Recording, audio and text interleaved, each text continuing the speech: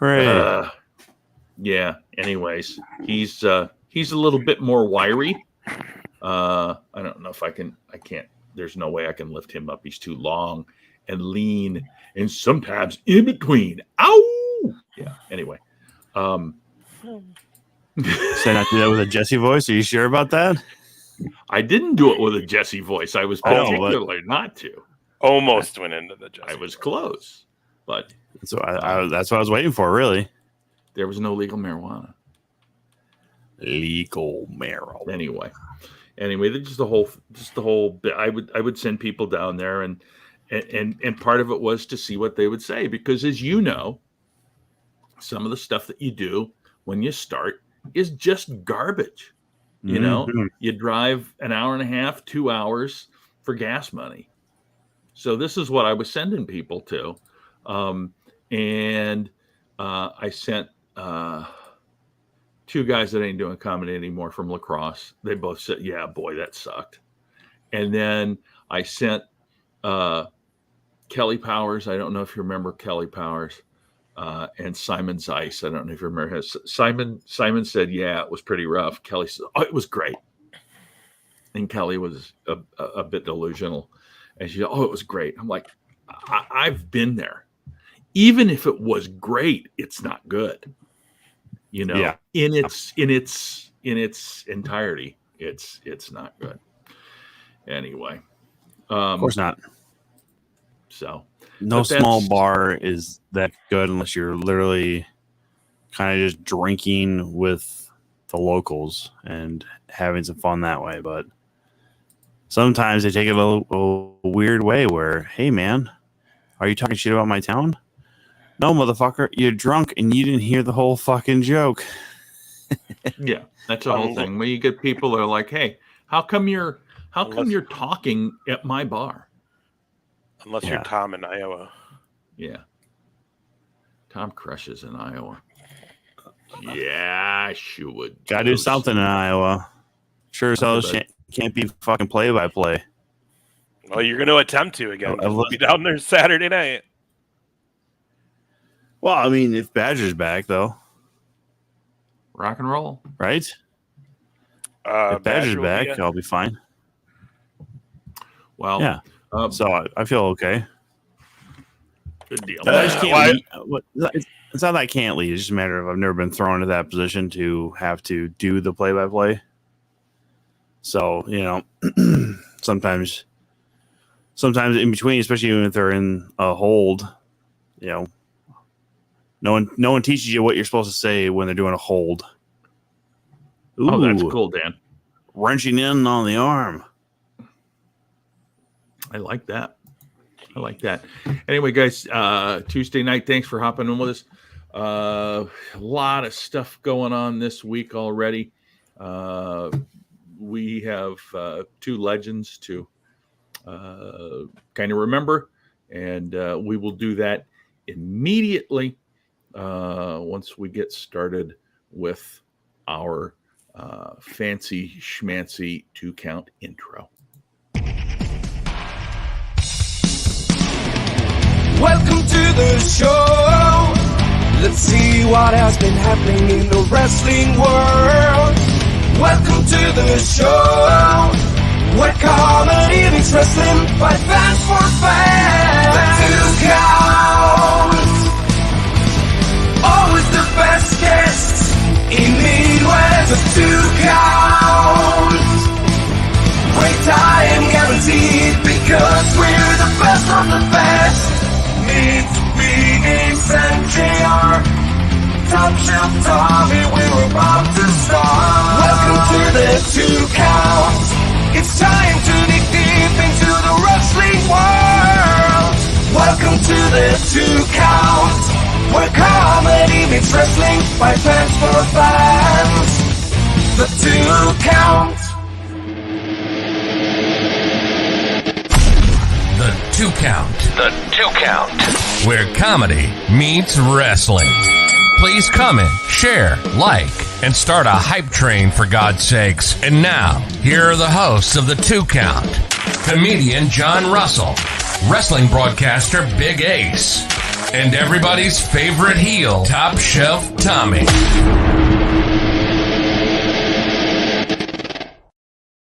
And it is Tuesday.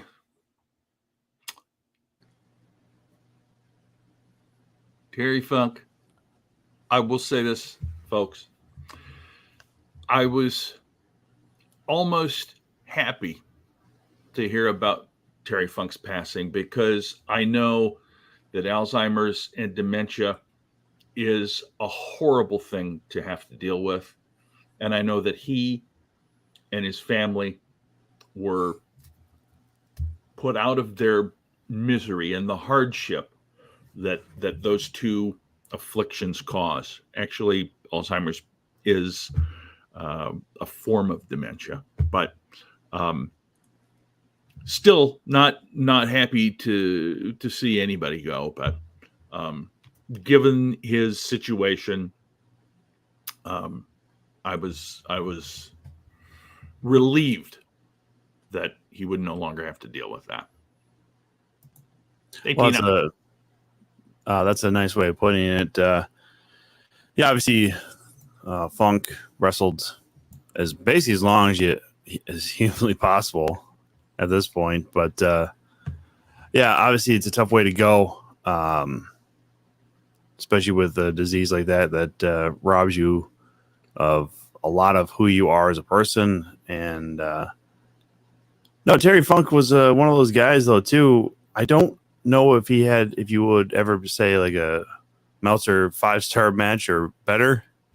I don't know if he always had great matches, but he definitely never had a bad match. He was creative. He was innovative. He was willing to put his body on the line. And I think when you actually look back at even some of his acting roles, that guy did a lot of extra stuff. Yeah. I mean, I always think back to Roadhouse, mostly because in that movie, he's the example of what you don't want as a bouncer, which I would then tell people like, Terry Funk is great in that movie, but he would be a shitty fucking bouncer if that was his actual attitude and stuff. But that only further never mind. Are you going to say something about me being a bouncer and shit? And watching Roadhouse, but then I remembered that this is we're not doing that right now. So I'll talk shit about Roadhouse. I don't care. It's for those people who think it's a good movie. That was always the joke when I worked at the bars. I bet all the bouncers just go home and watch Roadhouse and jerk off. Oh, absolutely. There's a lot of people who get into bouncing because they think it's supposed to be how Terry Funk was, and then they think Patrick Swayze's probably a bitch. It's like, and that you really rip throats out. Yeah. There's some guys who try. That's for hey man, we kicked you out of the bar. Like, what the fuck? Come on. You just got to do it once. Just do it one time. You'll be known across the fucking country. It's like, hey, you hear about that one time in Memphis? No, motherfuckers. No one heard about that time in Memphis. Terry Funk heard about those times in Memphis because he was part of all of those fucking times in Memphis, if you will. But let's also not forget in Over the Top, which is just a classic film. Mm-hmm. Yeah. Also, the door guy there. Isn't that his role in Over the Top? No, he was, I think, the kid's mom's grandpa's like security. Either way, classic movie. I didn't get to know much of Terry Funk, pre ECW WWF days because I didn't have access to that, just a little AWA that I caught growing up. But I mean, come on, Chainsaw Charlie. Yes. You know what I mean? Like, and WCW, by the way, he was in that too. I mean, just the weirdest shit this guy's been involved, but he is like an all-time great. One of the guys to go and do the hardcore death matches in Japan and all overseas where it's kicked up a notch or two from what you would normally see here. Notably feuds with in the newer era with like the New Age Outlaws, also feuding with Foley. One of the things that I'll always remember about Terry Funk, and it wasn't even a match, but the fact that he's the one that lost his shoes when Mick Foley almost died in the Hell in the Cell match against Taker. And Foley's like, whose shoes are those? Terry Funk's. Man, I mean, and this guy had like 6 retirement matches, I think, in his day. You know, They're not really retirement matches if you know you got some left in the tank. Just ask Ric Flair. Yeah. But man, yeah.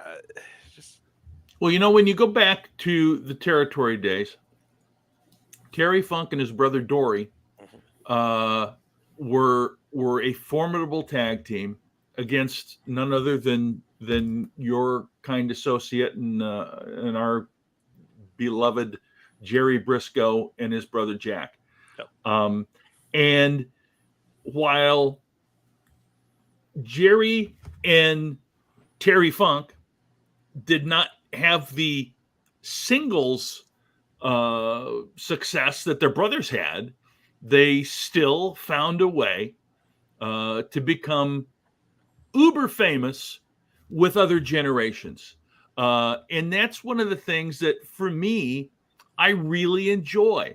I enjoy seeing other things happen. And Terry Funk absolutely reinvented himself with those death matches. Well, you're not wrong on that, and I do think it was a classy move to actually of WWE to show when Terry Funk won the NWA World Heavyweight Championship. You know, you don't normally see them use those clips based on the fact that since the NWA has come back and been around, if you will, top shelf shit. There we go, Clint Dye. But which also just makes it sound like you're pulling an upper decker. But we'll talk about that later, Clint. No, I thought that was a classy move because, again, they don't always acknowledge some of those title runs from the NWA when it would have been, I believe, Vince Sr.'s WWF at the time. Mm-hmm. So, and once you break away from the NWA, I mean, even that, you know, if the AEW was still running around, they would not ever acknowledge you as an NWA World Heavyweight Championship because, oh, we got our own belt. See, we got our own belt. We don't need to talk about the other ones. But again, classy move by WWE as far as that goes.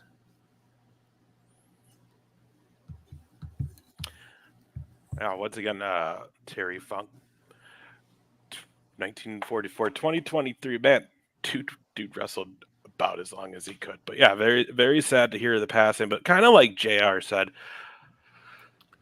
Joe Malenko just walked by a Tina. Oh, hey, did you Tina, tell him you're tuned in? Tell him you're tuned in to the 2 cunts. It was the 4 cunts. Oh, the 4 cunts. As we left Waterloo.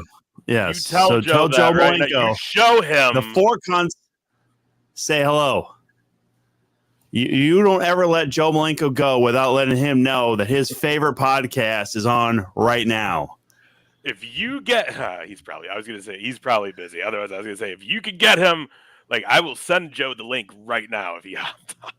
Yeah. Yeah, big shout out to Joe if he's watching with Tina right now. That's awesome. Joe Malenko is one of the all-time greatest people. And he's coming on and he's going to come on the 4 count someday. Yes, we're going to work real hard on making sure he however, whatever he wants to call us. If he wants to be actually included in the 4 cunts, or if he wants to be like, nah, it's the 2 cunts and then this other fucking jackass over here. He wants to call us Dick in the Balls. We're with that too. Yeah. He's a hilarious cat, man. Joe Malenko, man. Yeah, very much so. Yeah. So shout out to Joe Malenko. Again, kind of like you were talking about, JR, though, when it came to Terry Funk. We all kind of know, some of those guys, those legends, as they get older, it's like, it's only a matter of time. I don't think what anyone expected is what happened the very next day. And that was Windham Rotunda, Bray Wyatt passing away. Really, really, we all remember what it was like when Brody Lee passed. So time this one by a few more. Yeah. So, and I unfortunately had the pleasure of breaking that to Wes on the phone. So that wasn't awesome because they grew up together. So, yeah, it's still, we're how many days later, and it's still not any easier to be like, that guy's gone. And also, I mean, we heard too, just to get into what it was, and then we'll leave that stuff out. But heart attack. Apparently, this whole time had been out. COVID around Mania. Apparently, had an underlining, from the sounds of it, an underlining minor heart issue. COVID made that way worse. Died in his sleep. Heart attack. Now also hearing that he had been on orders to be wearing a defibrillator and just happened to not be wearing it during that time and passed away in his sleep. So an extremely fucking sad story, sad day, sad week.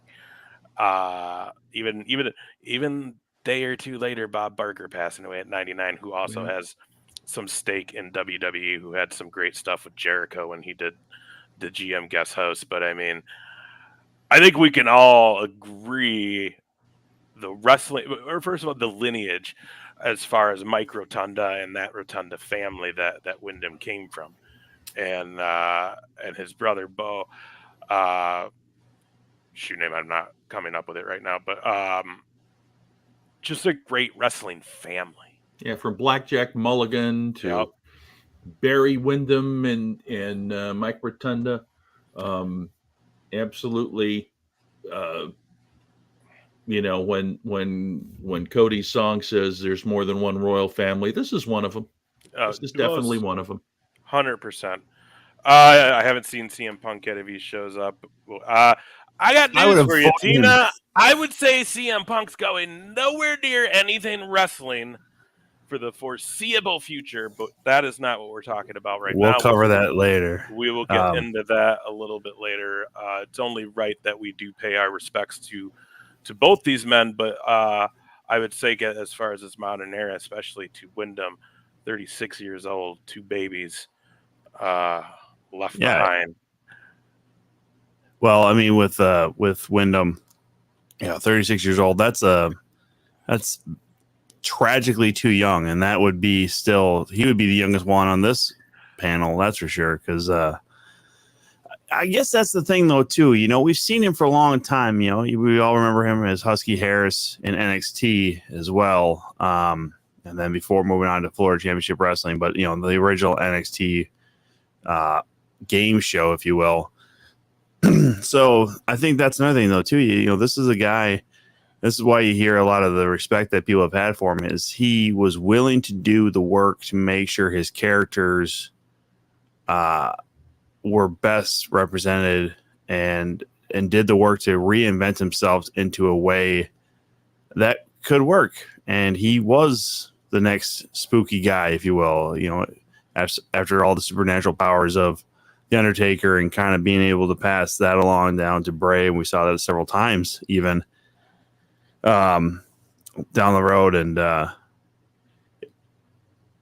I want to, I guess, even apologize for some of the statements I made a couple weeks ago as far as, see, look at that Mountain Dew Pitch Black match, didn't do shit for either LA Knight or Bray Wyatt. If I would have known Bray was sick, I wouldn't have said any of that shit, obviously. And you don't hear me apologize nearly enough on this show, so we'll continue to have that be the moniker going forward. But no, it's a sad thing. It's a tragic thing. I wish that wasn't his last televised match, because I think him and LA Knight probably deserved better.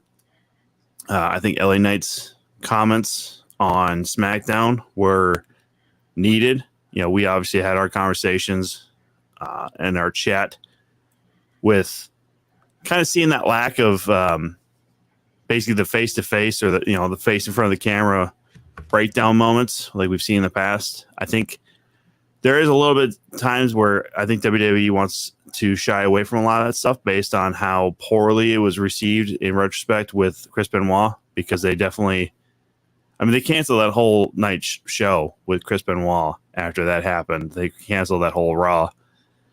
And I just don't think they want to have that kind of episode.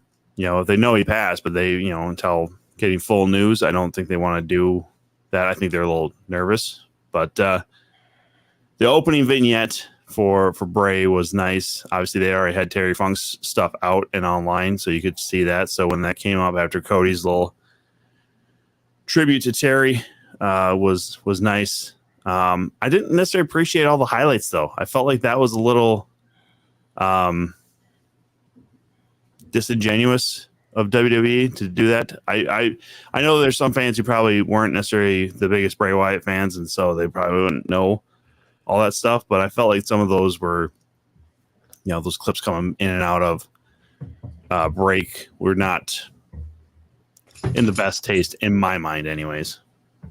Well, I mean, they're going to show it either way, so I didn't mind it. I just wish they would have did more and let it be more of like, yo, y'all can, you're with you, go do what you want. But like you said, ever since the Benoit fiasco, that's never going to probably happen again. They did have talent tape genuine out of character videos, and they are floating around online. You can see some of them. I think Pierce did one. I think Rollins has one out there. So maybe they are going Bliss has one too. Bliss, does she? I haven't seen hers. I've only seen what she's put out on her own. So maybe there is plans and they're going to do something more. Like you said, it did break an hour after him dying broke. How he died broke another hour later, which also makes you kind of, I mean, if Sean Ross Sapp says anything, it's almost kind of gold now. Dude's on top of his game and has the right people, apparently. Yeah. Because he was also the one that broke exactly how this happened, which also, again, he's the one that broke, also brought up Minneapolis 41, so fingers crossed. But I mean, it's just, yeah, and like I remember Eddie's too, and that was a real hard one. That's why it was sad to see them not do as much. But like I said in our chat when we were talking about it afterwards, you got to think. You watch the Benoit, you watch Owen, you watch Eddie. The talent is a fucking mess. And that may help us connect a little bit better to what's happening because we don't know these people personally. You're watching these people basically being like, our friend just died and now you're sticking a camera on our face and getting our reactions moments after hearing it. You know what I mean? And so like there also could be pushback from talent being like, we don't let us just process and grieve. Well, here's the difference. Okay. The difference between the Owen tribute, which was, you're absolutely right, Clint, is that was something that happened while they were all there. Mm-hmm. And I think it affected all of those people absolutely in a way that it was probably good for those folks to air their emotions, because everybody in that locker room must have been feeling that same way. Mm-hmm. Right. Whereas this is a little bit different. This is a medical issue that happened when he was, at home. Yes. And it's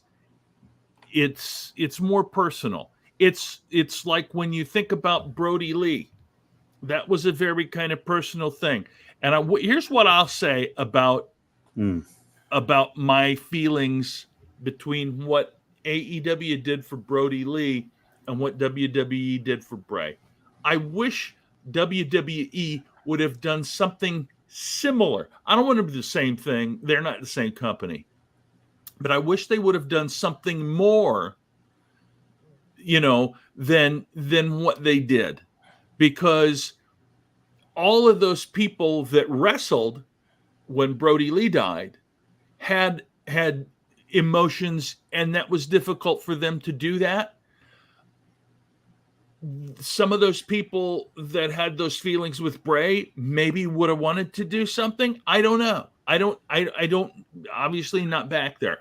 Well, then you fly Rowan in, and it's like you flew him in literally just to stand there in the beginning. But again, maybe this is again where they are doing production, and maybe at a later time they're going to do a fully produced show dedicated to Bray. Who knows? No one knows.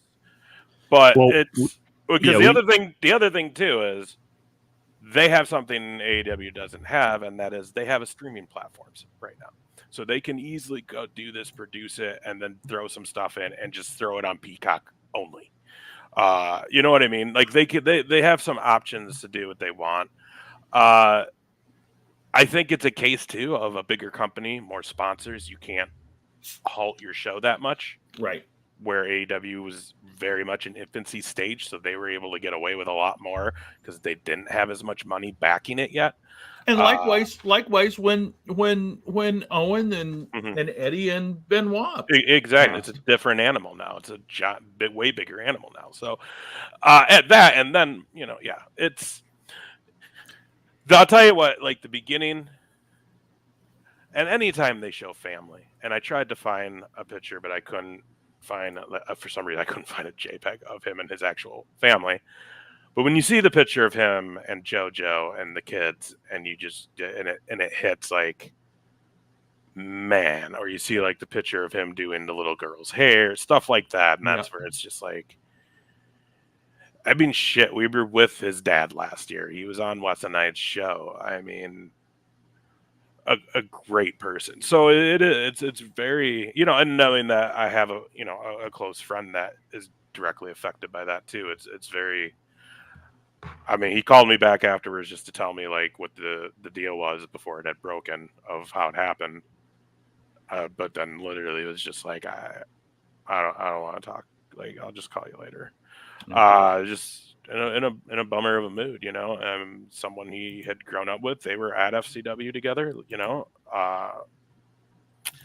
yeah, dude. I mean, the genius behind him. You talk about NXT and you talk about Husky Harris, which when he first debuts on Raw with the Bray Wyatt gimmick, what does everybody do? Husky Harris. But that lasted how long? Like, literally, I'm asking you, how that lasted, maybe a month of him on TV? Because when you put a microphone in this man's hand, CM Punk was famous for having the pipe bomb. Well, everything that Bray said would take your attention. He didn't have just one famous speech. Anytime this guy got on the mic, you knew he had you were captivated, and you were captivated by this, and that's, I mean, that's just two extremely young, talented people that should still be standing here with us, and they're not. That's really fucked up. I think for me personally, I'm at least glad that he had a top championship run, however short, however brief, because a lot of guys, especially with his kind of character base, don't get runs with the title because of whatever reason. We're not going to go into that here now, but for him at least being able to win the title a couple times, I'm sorry, I don't mean to laugh, but I just see like this half dog head popping up on JR's screen, like, what you doing? Right. So, I mean, I guess that's another thing for me that is at least kind of comforting. Because Bray is one of the guys prototypically on the start-stop watch list every time he was on TV. Is how long will this last in this form? We saw it where it's a hard stop with the Fiend at WrestleMania, and then but in all fairness, that wasn't till the Fiend. He got extreme mileage out of the original Bray Wyatt and Wyatt family gimmick. Oh, I'm not saying it didn't. That thing went for years. I'm not saying it didn't, and I think you're taking this a little bit differently than what it is. I'm just saying, like, when he came back, that's when it really started as far as how far could the Firefly Funhouse last? How long could this, TV show host, Pee Wee Herman kind of rip off, and then being the Fiend kind of last with Alexa Bliss and all the puppet characters and all that. Especially with how weird some of the matches got with him and Randy Orton, especially. I think that's, again, where WWE will back you until a certain point, and then when it stopped, it was very hard for him to come back, I think, with his last character. Let's also be honest, it's not WWE, it's Vince McMahon.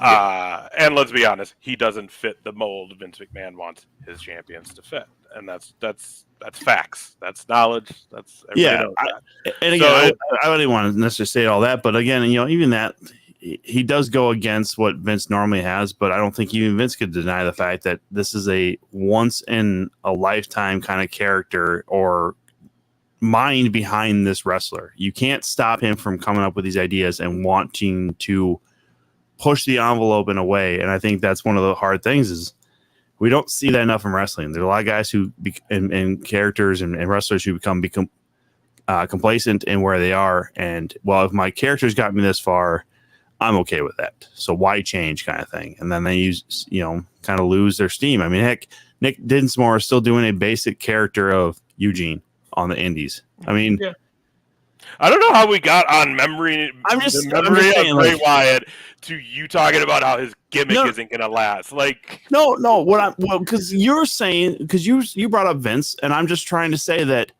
yes, he's not the prototypical Vince, but even Vince couldn't deny how good he was. I just think it's funny that I'm trying to turn it away from Vince did push him, but you wanted to go there, so I'm trying to take it away from there. No. Here's the deal, guys, and I want to know what you guys that are in the chat think as well. But post what you think. Here's where I think the Fiend had all the steam in the world, and then got shut down when Seth Rollins beat him obviously in the red light. And put all of that crap on him, and in essence was like, oh, you know what, the toolbox and all the whole schmear that he dumped on him, and that was it. Because coming out of Mania with Bliss, like that whole thing was hotter than shit.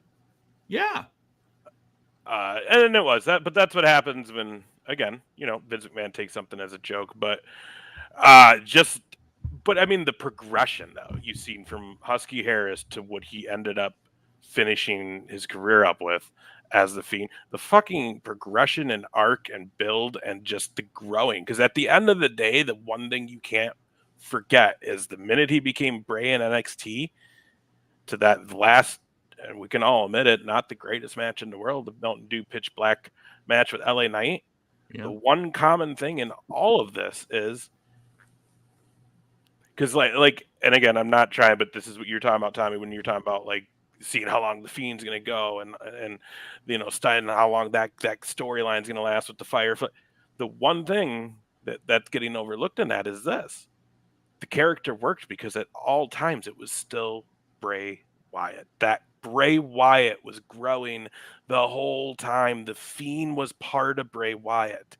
Sister Abigail was part of Bray Wyatt. All these creatures in the Firefly Funhouse were part of Bray Wyatt. Bo Dallas as Uncle Howdy was part of Bray Wyatt. All of this was a grander thing he was building that all started with him, Eric Rowan, and Luke Harper as the Wyatt family. So to see that progression, the whole gimmick was a success because it never ended. Bray Wyatt was Bray Wyatt till the end.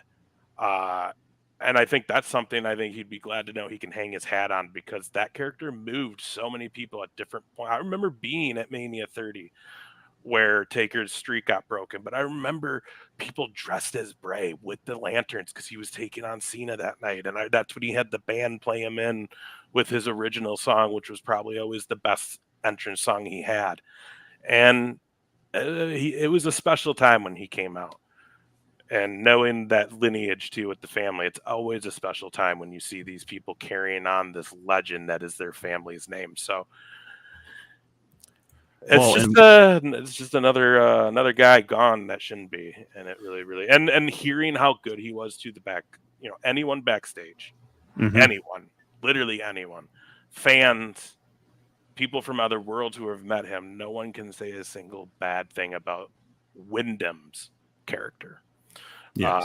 So, I mean, that just speaks volume to what he did to in the world, and it sucks for his family and his babies, and it's not going to be any easier. I will say the best thing Tony Khan did with all this, and it wasn't flashing graphics on his screen, it wasn't doing, really anything because they can't. He's not in their company. They're not going to devote that kind of time to someone that doesn't work under their contract. But to tell his locker room they don't need to be at Dynamite this week if they choose to go to that funeral, that is a stand-up move. The stand-up move in what is a shitty week for Tony Khan. No kidding. One of the busiest weeks you can possibly think of. So yeah, quick again to the Rotunda family, to the Funk family. We all send our thoughts and prayers, and we'll always remember. A day of, I was on the phone. I don't know if he's in the chat still, but I was on the phone with Luke Raven when it broke, and literally it was like talking to him and was like, "Huh, this says Bray Wyatt died. That can't be true." And then like 2 seconds later, it was like, "Oh," and it kind of killed our conversation. Like we both for just a minute were like, "Huh." And then I just watched a bunch. They had his playlist up like that, guys, on the Peacock Network, so you can watch everything. So watch some of the old stuff. Remembered how good he was.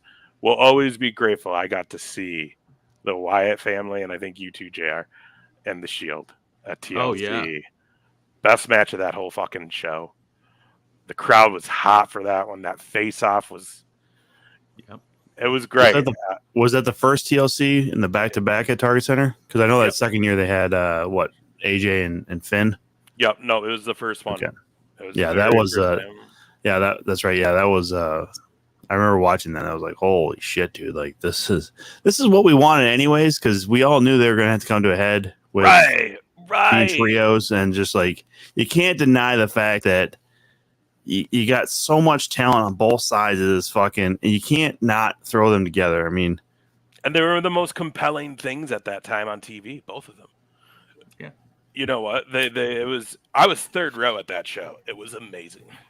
I remember so many people also with that were you didn't think were wrestling fans started saying follow the buzzards. Yeah. You know. Yeah. Yeah. And like you said, LA Knight probably did give the best on-screen anything at that Raw. And just ended SmackDown and ended it perfectly with the whole, Miz, a wise man told me, the next time you see me, run. Mm-hmm. I mean, that was just chills. You know what I mean? Like, it gave me goosebumps because it was just like, because that was always the best too. Now, I do want to bring up one other thing, because we had talked about this a little bit as that SmackDown was going on. I got to be honest with you. It was not, Tim. It was not. It was the year before that. I got to be honest with you.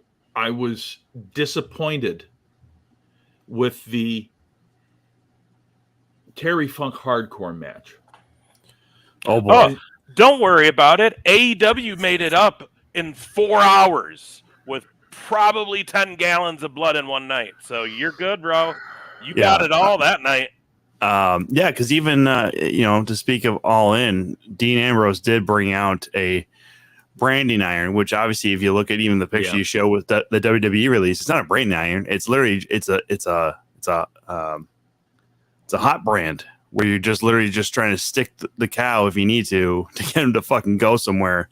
But anyhow, yeah, good point. I hated that whole fucking goddamn thing. One fucking table. And let me be real clear on this.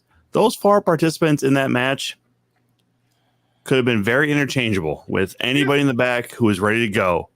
And it's a bit of a waste, especially if you're trying to redevelop the Street Profits into a tag team, level, like champion level team against the Brawling Brutes, which at this point, I don't know why that group exists, because Sheamus is not pushing for a title. And unless you're putting Butch over, I don't give a flying fuck about that match the way it was, because you didn't do anything hardcore. You didn't do that much. It could have been much better. If I was in the arena, I would have been screaming at the top of my lungs, "This is no hardcore bullshit, motherfucker." Like, I would have been that guy that got censored, and we heard it several times throughout the night, them censoring the crowd based off of, Well, don't worry about it, because like I said, Saturday at All In, you got your fill of hardcore. Bucket of blood.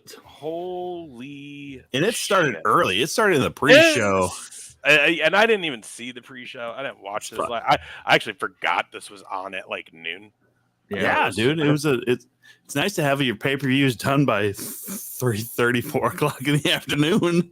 I wouldn't know because I forgot, so I was out golfing. I watched it last night, basically. So, I mean, here's the deal. Great show. I don't know why there's reports of like, oh, AEW beat all the questioner. Like, there was no question. Everybody knew Wembley would fill out. It didn't matter what wrestling show was going to be there. Wembley was going to show out. Linden always does. Yeah. Mm-hmm. So ticket sales wasn't an issue. It did seem like they could have filled some more space in. It does feel like they didn't use the maximum spacing they could. But I mean, top to bottom, I liked the stage setup. I really liked the stage. It kind of grew on me as the show went on. I'm going to just give you my winners because we're not going to go through this whole thing because we're already kind of running out of time. But didn't see that one, but I heard it was good. Classic. I was super surprised that FTR won, to be honest. Dude, pistol whipping people, you know. Well, that might have been part of the reason. I don't know if for JR, but for me, I knew FTR was going to have to get the rubber match because of how shitty their title reign ended when the Bucks got the first one. I'm like, this can't be happening again. And I think looking at that, you knew, especially with how great the trios or the 3 matches that FTR had with Briscoes last year was so fucking good that right now you can't really see them losing unless Dax goes away, which I don't think that's happening either, but Cash, right? Cash, excuse me, sorry. I was thinking his real name is Dan. I know you're fine. I'm not going to make fun of you for making a mistake like you do when me and JR do it. Yeah. Winner though, good match, classic. You knew it was going to be. I'm glad they let it be. Good match right here too. Jay White, looked great. I'm not a big Juice Robinson guy. Whatever. Takashita was awesome. Juice Robinson is one of the funniest. He is funny. I mean, Ibushi, this was what it was going to be, and that was an amazing New Japan match, right? Yeah. The ending, I get it. It's building for, Takashita and Omega this weekend, but still, great match. Could have ended a little bit better. Well, so I said it at the time. I was hanging out with Mike Friesen. You guys might remember the last SummerSlam watch along, but I told him, I said, as far as this match goes, it makes no one look bad with that type of ending because his momentum's used against him. Takeshita just picks him at the right time, gets the nice roll up. So it works. Shitty, but yeah, no, it works. It's just they could have did more to then get me invested in that singles match. Because you only have 1 or 2 shows to fucking build the card for All Out. Yeah. And then they announced All In, by the way, for 2024. So it only makes you think they're going to do these 2 in a row. Continue. As long as they fucking can, man. Because if you get a big arena like United Center, cocaine's a hell of a drug. Yeah, dude. and again, this match. Mike asked me as far as like money that was made for All In as far as ticket sales. I'm like, dude, they are fucking. They have to be fucking high with 81,000, and I'm sure it's a range of, 45, 50 pounds all the way to like maybe 1,000 for fucking floor ringside. Yeah. Jesus. This match was whatever. You know what? Honestly, please, let's go back. I really want Darby and Sting to finish this. I want there to be if Darby is going to be the one to retire Sting, I want it to happen now because I love Sting and I just hate seeing him doing shit at this age, and he's older than I am. Yeah, I'm ready for it to be done. Darby with those coffin drops though on that metal casket. Fuck, that looked painful as fuck. I was even wincing, like, God damn, dude. I like this. Yeah, it was good. I mean, it was the right call, right? Like Yep. you're not going to keep it on Sheeta. I like the Tony hit her bomb, so then that gives reason for them to fight it out. And I just like how that point, that's where Saraya was just like, "Fuck all of you," and just beat all three of them. And again, it did make you be like, "Oh yeah, I remember when she used to be Paige and kicked ass." Yeah. Mm-hmm. So it was a good up comment. It's from someone who's been a Saraya / Paige supporter from day one, seeing her at NXT, and then also meeting her while she was in NXT and having just the most pleasant experience with her. Man, like, and that, let's be honest, she went through some shit coming in her last half of WWE, out of WWE. Del Rio, Brad Maddox, all the leaks, tapes, the assaults, all that bullshit. She went through a lot of bullshit to get back here. So good for her. I'm stoked to see that. I mean, Ospreay's just a guy, bro. Like, what can you say? Will Ospreay is the man. Jericho is Jericho, but I mean, this was great because it was Ospreay. Mm-hmm. I still feel like the whole thing is setting up so Jericho can go out as a face, which I feel like everybody thinks he should. Ultimately, I don't know if his JAS comes back to support him or somebody else does, or if he just goes out on his own. But I think he's setting up to make that last run. I think Sammy's, it's a lot like how you think Darby's going to be the one to take out Sting. I think Sammy's going to be the one to take out Chris. Yeah. And you're right. If he goes out of the face, Pod is Jericho, where the fuck it is. Talk is Jericho. That can keep his fandom as far as, he's a face, so it might draw some more people in looking for the wrestling talk. And then, the cruise and shit. I mean, Jericho is a high volume individual, and if he leaves as a face, then he can be that schmoozer with Fozzy shows and all this other stuff. So it makes sense because you're not going to have people want to necessarily go up to him at conventions down the road and be like, Mr. Jericho. You want him to be like, hey, Chris, Y2J, what's up, brother? You want him to be that guy. Anyhow. Oh, yeah. Nice tribute to Mercury by Jericho. Also, what about the one from the Young Bucks? They fucking were wearing little white pants, yellow coat. Okay. So there was some stuff in this match that I loved and laughed. And then I'm not going to lie. I like a good hardcore match. I like a good death match even. But it got to be a little much in this one. Just a little. I mean, is it fair to say like almost all of them were bleeding at the end of this? Yes, I think Moxley actually had a little bit of blood or like skin flap off the eyelid area. Obviously, this will end up being a 5-on-5. Ray Phoenix had some issues with getting a passport or visa. You even saw it in the casket match. AR Fox apparently last minute said he couldn't be at the show, so that's why Christian was inserted into that one. Yeah, and then Santana and Ortiz were the mystery people lead in. You saw that on Dynamite. They got the call. But overall, not the best Stadium Stampede. Not the worst, probably, either. But Santana, Ortiz. Is it Santana is the bigger one? Yeah, Mike Santana. Okay, well, because he was looking even bigger. And also was like blown up. Like you can tell he ain't been doing shit. Ortiz looked like a fucking stud. Mm-hmm. So definitely they're not on friendly terms because they're not kicking it from the looks of it. You know what I mean? Because like it definitely looked like Santana was like whatever. Well, he was no, Dan. He wasn't dropped to that. He has backstage heat now because he told him he couldn't go to London. It was very last minute. Apparently, so now everybody's pissed at him.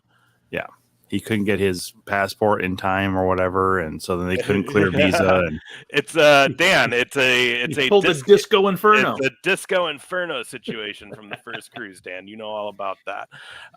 So now he's got major heat because you're a professional wrestler, bro, with a big Mhm. contract. What else? What else? Did we get into most of it? Okay. Left this one for last. Samoa Joe, CM Punk. Samoa Joe is the man.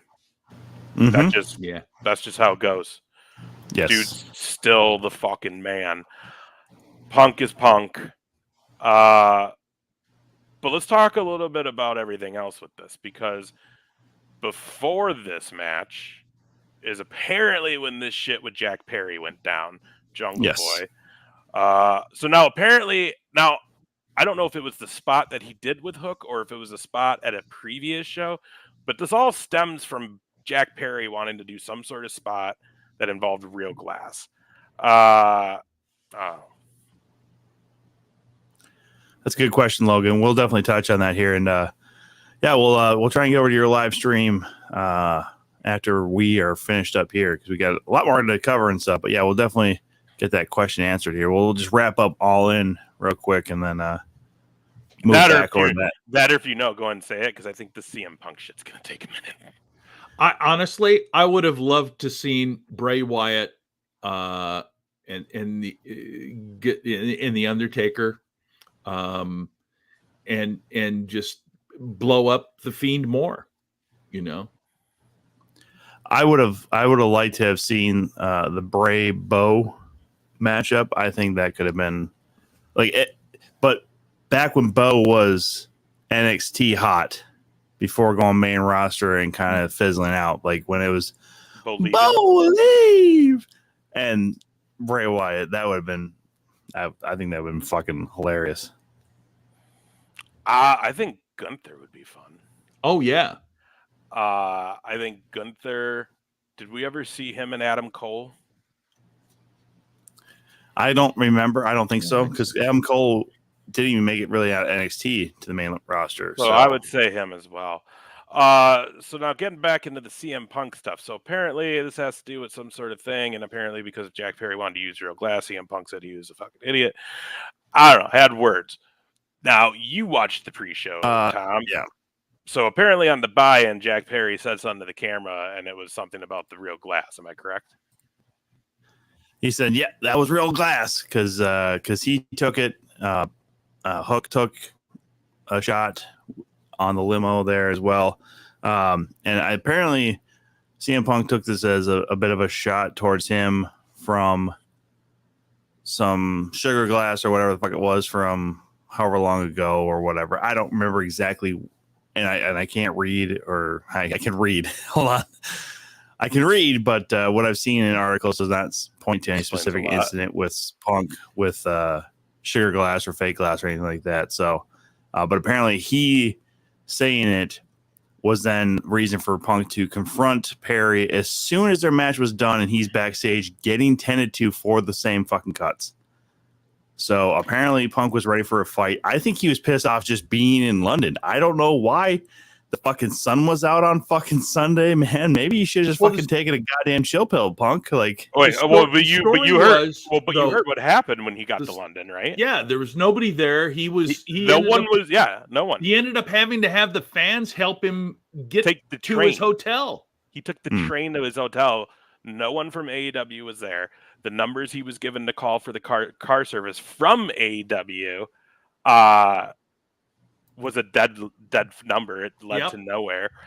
And that literally never got a contact to anybody until like literally just have fun at the banquet, Tina. Literally just got on the train and fans helped him get to where he needed to go. Now, I'm sure that had him already riled up. I'm sure whatever happened with Jack got him riled up. It's still not clear. There's different reports saying Jack went after him or Punk went after Jack, but either way, there was some sort of scuffle. Apparently, he then leaves to go do the match, does the match, comes back, security escorting him down the walkway, and apparently this is where he goes through the curtain and Miro is there. And Miro is like, "What's up with you and Jack Perry?" And apparently Punk took that the wrong way and just instantly was like, "Well, you got a fucking problem with me, man? Huh? You want to go outside?" Like, was going off on Miro and was like trying to step to Miro. And then they cooled Right. that down, brought Punk to his locker room, and then escorted him to the hotel. Perry was escorted out. The other twist to all of this is both men have been suspended. Punk was informed of his suspension by his lawyer, and no one from AEW has contacted him. But also, Punk was heard saying backstage a bunch at All In that he hates this company. Apparently, him and Tony got into it, and apparently They lot did. of, I hate this company, I don't want this fuck place up, blah, blah, blah, and this place is... And it's funny, because this guy's bitching about how bad the company is. It's like, well, wasn't that bad till you got there, bro? Yeah.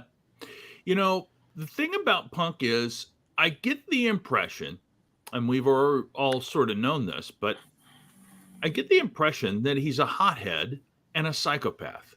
And anything that anybody says, and we all know people that are like this, that is said with even the slightest inclination to them, is all of a sudden a personal attack upon him, and he's out of his fucking mind.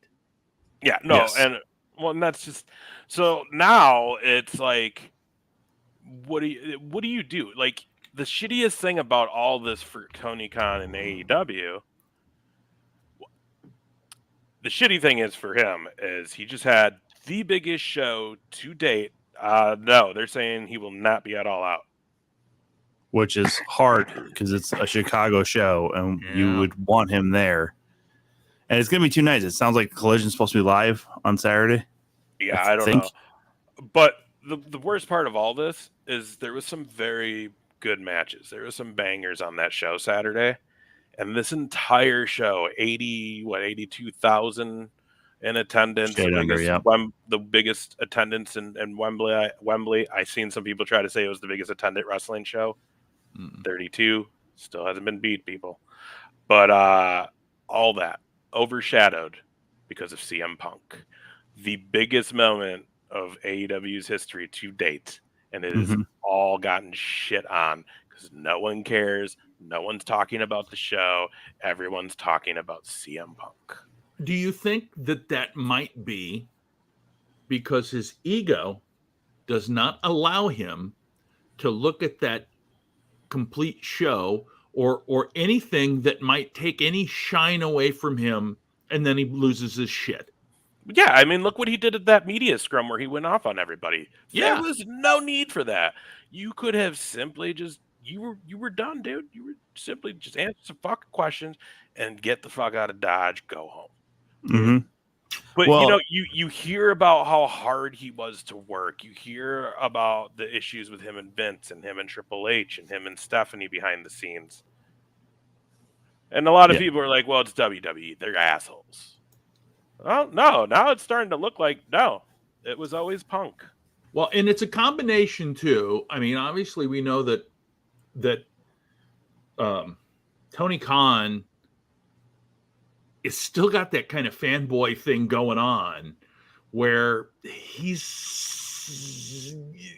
has tendencies to do the wrong thing sometimes. And run it more as a fan than as a business. Anyway. So the question, though, guys, is how do you bounce back? You now have another huge weekend. You now have another huge pay-per-view. This one is your staple. This is what started it all. How do you quiet the noise and get the focus back on that show? You got to honestly, I don't think Tony Khan's the man to do it, and I don't see it happening. No, I think sorry, JR, I didn't mean to step on you here. I think if he's real serious, he goes to his producers. If he's really serious, and it came out over the weekend that if anything is to happen to him, he's told Shad Khan, his father, that entrusts the product to Bryan Danielson. So he needs to go to a guy like Danielson, Jericho, Christopher Daniels, and Samoa Joe even just say, here's the deal. I mean, or even put power back on the Bucks and Omega as far as EVPs. I know that's going to ruffle feathers as far as CM Punk's camp and that side, but the reality is you brought them in for a reason, and they're part of the boys, and that's kind of how this works anyways. And Dustin Rhodes is involved with some producer stuff backstage. You need to rely on your veterans to be there for the locker room. And right now, I don't think that some of the young guys feel that they're protected with a guy like Punk showing off his fucking ego. Well, bottom line is Tony Khan needs to be the owner and CEO of a major wrestling promotion and have Punk in his office and say, listen, motherfucker, I pay you. I cut your check. I fucking sign you. You do what I say. I will let you give me your fucking input, and I'll even use it. But this bullshit of fighting everybody and talking shit about everybody back here is going to stop right the fuck now. None of this was going on before you got here, and you are single-handedly making my company tank. Either shape the fuck up or get the fuck out. But Tony Khan doesn't. I don't think he has the balls to do it. I think Tony Khan comes off as kind of a weasel and not a strong character. Okay. And that's, I think, why the lawyers are the ones that talk to Punk about it. But aside from that, when you look at now, all of a sudden, here's this big show in Chicago, and a lot of people have paid to see Punk, and he's not going to be there. I think what's going to happen now is he's going to have to let them chant like crazy, get that shit out of their system, and then send somebody like MJF in there to battle it and get it out of their minds. They've got to, I mean, in my mind, MJF, Adam Cole together is probably the only way that they can fight that big goddamn mess. Because if they bring out the Bucks, that ain't going to go well. If they bring out Kenny, that ain't going to go well. I think the only person or people that Punk fans would accept anything from are going to be probably MJF and Cole. Well, and probably event and all out. Yeah, and probably FTR, since they have been very much on board with CM Punk. I will say this, and it was an interesting thing brought up by Mike Friesen, that Punk has that attitude where it's kind of almost old school in a way, but it's this old school indie feel where if you're gonna be acting like the boys, you got to be part of the boys kind of thing. Where you can't do your rogue shit and you can't say fucking things to the camera and all. So because he was okay and he said good and had praise for the Young Bucks before he was in AEW, and then he gets there and he starts working with them and realizing that they're saying the whole "you're dead" before a super kick moment, or saying stuff to the camera in a match. So it is playing up the theatrics of it. And he seems to be kind of this curmudgeon where, no, we just don't do that back in my day. So he'll hang with you have to Joe embrace the evolution. You can't be like Bret Hart when WWE went TV 14 and it's just the same wrestling. This is too, I wouldn't let my kids watch this. Where all the other legends were like, The Rock, Stone Cold, these are the next legends. They embraced it. You know what I mean? And that's probably the problem with Punk. I also think Punk just thinks he's the best at everything he does. I think he was cocky when he was in the UFC, and it took 3 fights of him getting his ass kicked to him to realize, which is funny that he tries to fight people backstage, because let's be honest, they're probably all tougher than him. Especially fucking Miro. Like, Miro will kick your fucking head in, dude. Money to see Miro whoop his ass, dude. I would pay money to see those two square off just in the back like a fucking old school black bra with some cars parked around him with the lights on, and just fucking Miro fucking day, bitch. How about that? I just throws out like, I'm gonna take your girl too, AJ Lee. What's up? Like, just goes nuts on Punk. Like, your dog's fucking ugly. God. You know what I mean? Like, I will say this. I can't wait. I mean, there is a strong possibility that Miro is the one that carries Collision through this fucking suspension, because again, Collision was kind of made for CM Punk. Miro's supposed to be over there. So if Miro's the one carrying that show and they put a decent title on him, or maybe he's now the real world champion, like, fucking more power to it, man. Because fucking Miro could be that dude that can actually carry that company, man. Like, and honestly, he's the fucking star, dude. Guys, I would pay to see Jack Perry whoop Punk's ass, because I think he would too. Right. So let's do this. We've got a big APW show coming up. Absolute Pro Wrestling and Saturday. Yes, and we're gonna bring in Badger Calhoun. Wow! There he is. Jesus. How you feeling, buddy? Hey, boys. I missed you. Keep How it. you Keep feeling? it. You feeling okay? Doing all right, guys. Doing all right. How you guys doing? Good. Keep it low, buddy. We'll have a calm, relaxing, Doing all right, man. Doing good. public radio kind of vibe for this, just to keep everything very chill with Badger Calhoun as our guest. Baby, Badger Calhoun, how are you today, my friend? You could tell him to fuck off. Oh, Badger. We're doing okay. He froze guys. up. We're doing just fine. We're gonna do an ASMR for the.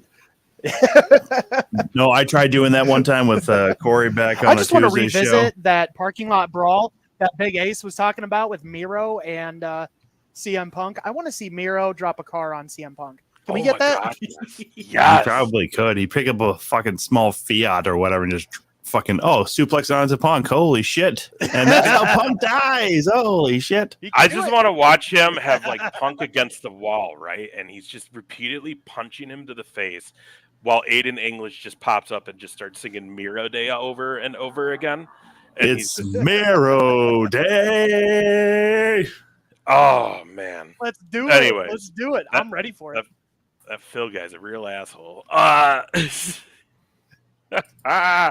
There we go. Clint Clint, you gonna be at the show Saturday, Fort Dodge, Iowa.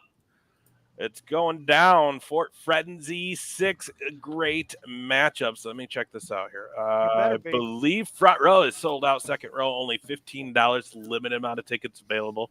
$10 GA. And man, I like this. This is a cool venue, guys. You ain't been to the Fort Frenzy. It's a cool spot.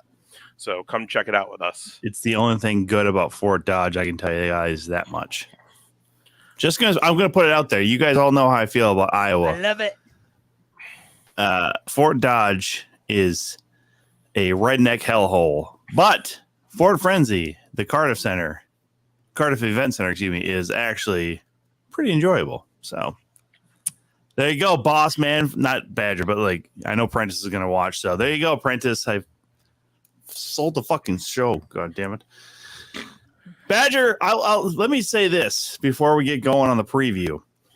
If you ever miss a fucking show and I gotta do play-by-play again, I'm literally gonna fucking cut my foot off to get out of the fucking duties. All right, like, ooh, don't come.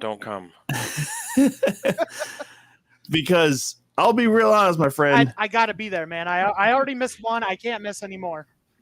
This is me telling you you're a fucking artist with the play-by-play. I can do color commentary all fucking day.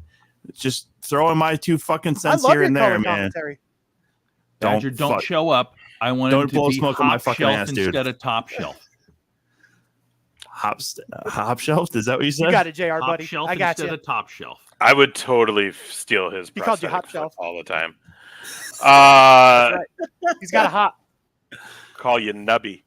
That's my name for anyone who loses limbs. Okay, so let's get into it. We got some matches. I don't have graphics for all of them, guys, so we'll do the ones without the graphics. Yeah. Tag team action. Jay Wesley and Ugly. The first time ever these two are going to team up, and they will be taking on your boy Andy and JT Energy. We've seen your boy Andy and JT Energy before. I'll tell you what, the last time we saw JT Energy and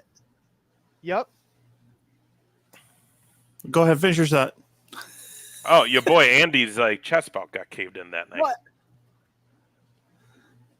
Sure did. I wonder if the Death Dealer can come out and do it again. He will be in the building. He has another match, so he may be busy. But it's Jay Wesley picked up a big win at the last APW show. Ugly, a legend of Midwest wrestling. Him and the Ugly Stick. So that's a powerful team right there, even though they've never tagged together. Now, Tom, you picking those guys because Gingers unite?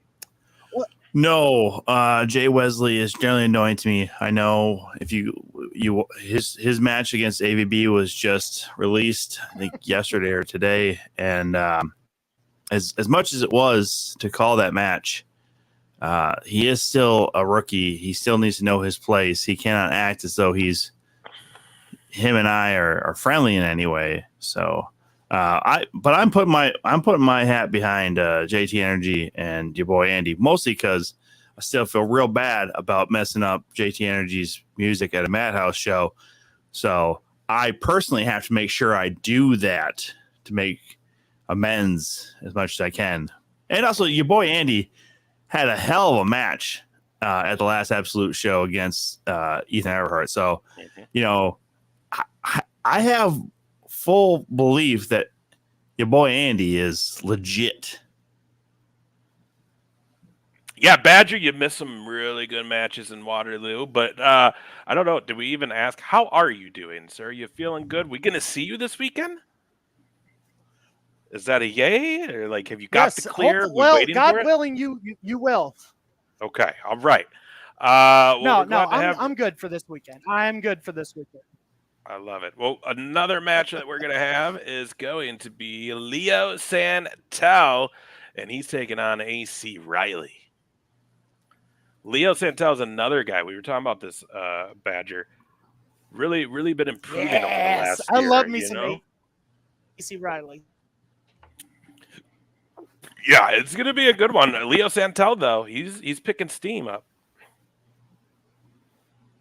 He's picking up the steam, you mean, not picking up steam. Yeah, whatever. You can't pick up steam. He sure has. Leo Santel has really become a lethal weapon lately, and he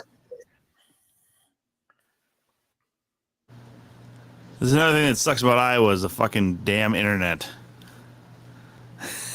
It's not Badger's fault. It's Iowa as a whole. Stupid. Yep, it does. State.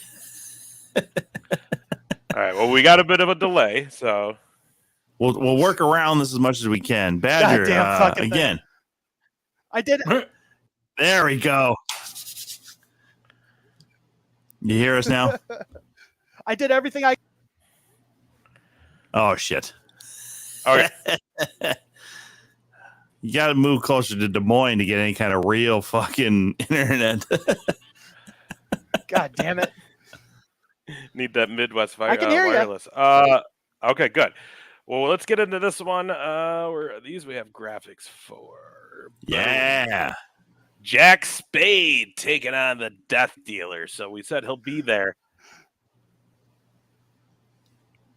I am actually, I'm a bit unfamiliar with Jack Spade. He's David Spade's fat nephew. He looks like a shoveler. His world-class manager, Logan Ross, they're going to be down there. He's going to need all the help Logan can give him because we all know you don't fuck with the Death Dealer. No.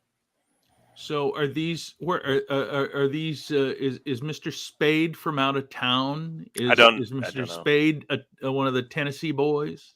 I don't know. The main event is a Tennessee boy. That's what I know. I believe Jack Spade is from Wisconsin, I want to say. You're just making shit up. Damn, you're not top shelf, man. Oh, fucking shit. We lost Badger. Don't we lost ever Badger. Say that in your... Look, you made shit up. Fucking the internet. You made. Did you know that Jack Spade is apparently a Kate Spade collection of coats? That's fun. Well, that's a fun fact. Good old fucking Google. The more Jack Spade. You know. Hold on. Jack Spade is apparently a heel or is on heels. What the fuck is happening right now? That's not true. Right, Badger's having some issues. He's going to try to get it fixed and hop back on. Let's see. He has appeared. Jack Spade has appeared. Yeah, Milwaukee, Wisconsin. I know exactly what the fuck I'm talking about. Don't you ever question me again. Fucking ever. You suck. Question my top shelf. Question my fucking knowledge base. I knew he was from fucking Wisconsin. All the way from Milwaukee. Yeah, that's great. How much money you made on Shanket Golf so far? Well, I can make a little bit more money right now. Shanket Golf everybody, shankagolf.com. You can find deluxe polos like this. If you're looking to get on the range or the golf course or even mini golf, shankagolf.com will provide you with premier clothing attire for all of your golfing needs. Shankagolf.com, promo code Top Shelf for 15% off all orders. Code. That's right. Cannon. I mean, you got Promo this code Cannon. You got this. No, it's Cannon 69 for 15% off. If you want to support Cole Cannon. 69 is your promo. If you want to be a real pro, you use Top Shelf. Affiliate programs, baby. It doesn't work unless people fucking buy shit.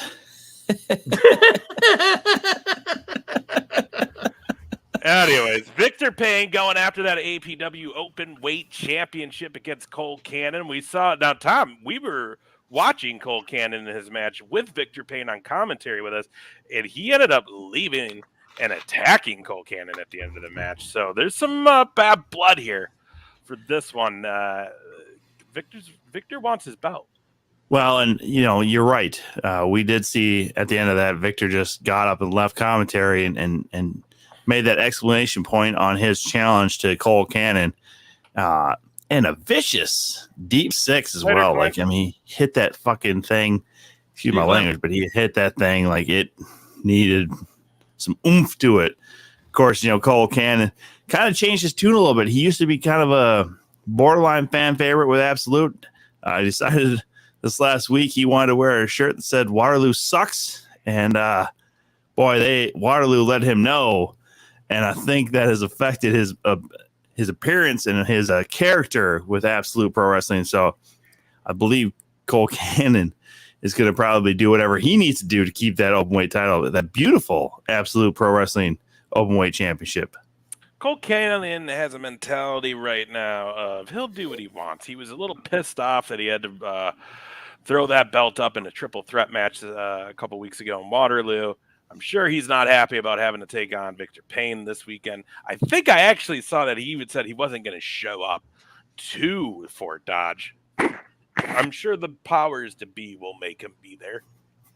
But we'll see. Cole Cannon kind of changing his tune now that he's a champ. And well, rightfully so. And Victor Payne coming out of injury, he's ready. Yeah. Apparently, also Victor Payne has heard the commentary where I called him like the Barney of wrestling because of all the purple he wears. And is he gonna kill you? Awesome. Oh, that'll be awesome. No, but I also can't believe he didn't say anything at the Waterloo show from the commentary table. So I'm sure he will let me know. I can't wait how he feels. It's gonna be amazing. So that will be Victor's gonna kill you. Yeah, most likely, most likely. So, but this could very well be the first title change we've seen in Absolute. Right now, all the inaugural champions are still champions, from Matty Star to Du Bois to Cole Cannon. We have not seen a title change yet, so we might be due for one here at Fort Dodge. And maybe I'm wrong, but I didn't think the boys were the first tag champs. No, they won in that tag team ladder match or triple threat tag team ladder match in Waterloo. I thought back in the spring. Yeah, they beat Chillaleo and Cowboys from Hell. Come on, man. Well, either way, the boys will be putting those titles up against Valhalla Rising. So they got that to worry about, but I think their bigger worry is you never know where Diamonds and Violence is lurking. That's true. Diamonds and Violence is going to be looking for their championship match at Gold Rush, October 21st, back in Waterloo. But the boys always top shelf. They're living that top shelf life. Good friends of mine, good friends of the show, even if you will. It is so cool that they live that top shelf life like Will Ospreay. Anyways, also let's be real honest here. It's not only Will Ospreay; he's the originator. Okay, don't get me going on this, but I need to make this known right now that if anybody original thought's not that important. JR, where did you first hear Top Shelf? Will Ospreay. Yeah. If you guys heard about Top Shelf from Will Ospreay first, put a W in the chat. they're not going to do that because these people all know who was the original Top Shelf. Will Ospreay is following my lead per usual. W for Will Ospreay. Also, I want to call out Bullet Club Gold because all of these idiots are calling themselves Top Shelf, and I don't believe any of that is true. All right. Oh, the Bang Bang Gang? The Bang Bang Game is also calling themselves Top Shelf, and it's infuriating to me because you don't just give yourself that moniker, you earn the moniker. Okay. You got to earn being Top Shelf, and none of those guys have earned it. You know what? He's probably mad at Filthy Tom Lawler for calling himself Tom too. I'm not, because he was born with that name. His parents gave him the good sense to name him Tom, like you should. Tom is a strong name. I don't know why you guys are coming after me for my fucking first name. Listen, JR, don't try and talk over me. Just mind your P's and Q's. Let me say this. Asking. Shut up. What did you ask? I said, are you 100% sure that's his given name and not a stage name? Filthy Tom Lawler has been around with UFC and other things for a long, long time. So yes, his given name is Tom, I believe. I mean, you can fucking Google it. You're in front of a computer, you asshole. Listen, Googling anything for you. Shut up. My normal issues are with these two, but I have other issues right now. Okay, again, the Bang Bang Gang calling themselves Top Shelf, Bullet Club Gold. I mean, even this asshole Austin Gunn has called himself Top Shelf Austin Gunn on Twitter. Stand-up guy. Austin Stand-up guy? Oh, someone look at this. Can I call out the Elite and the Bucks for not doing any meet and greets at all? And you sure can. Sexy legs, you sure can. That's kind of dick. That's kind of dick.